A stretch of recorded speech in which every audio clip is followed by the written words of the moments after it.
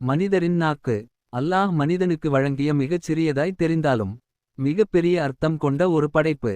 குரான் மனிதனை பேசவும் சிந்திக்கவும் கற்றுக் கொடுத்த அந்த நாக்கை நினைத்து நாம் சிந்திக்க வேண்டும். குரானில் அல்லாஹ் கூறுகிறான், அவன் மனிதனுக்கு பேசுவதை கற்றுக் கொடுத்தான் என்று. அந்த ஒரு வசனமே நாக்கின் மகத்துவத்தை வெளிப்படுத்துகிறது.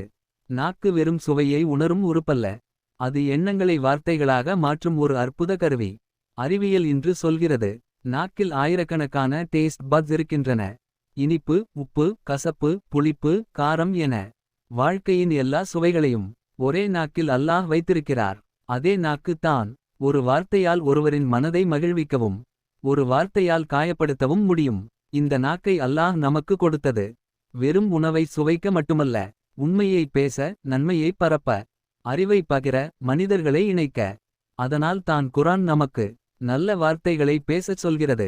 நாக்கை பற்றி நாம் அதிகம் அறிய அல்லாவின் திட்டம் மேலும் தெளிவாகிறது. அந்த சிந்தனை தான் அறிவியலை முன்னேற்றுகிறது. புதிய ஆராய்ச்சிகள், புதிய கண்டுபிடிப்புகள் உருவாகின்றன. சிறிய ஒரு நாக்கு மனித வாழ்க்கையை மாற்றும் அளவுக்கு சக்தி கொண்டது. இந்த நாக்கை நல்ல வழியில் பயன்படுத்துவோம். அல்லாஹ்வை நினைத்து நன்றி செலுத்துவோம். அறிவை தேடி உலகத்திற்கு பயனுள்ள புதிய கண்டுபிடிப்புகளை உருவாக்குவோம். இந்த செய்தி உங்களை சிந்திக்க வைத்திருந்தால் அல்லாஹ்வுக்கு நன்றி சொல்லுங்கள். இந்த வீடியோ உங்களுக்கு பிடித்திருந்தால் லைக் செய்யுங்கள், ஷேர் செய்யுங்கள், சப்ஸ்கிரைப் செய்ய மறக்காதீர்கள்.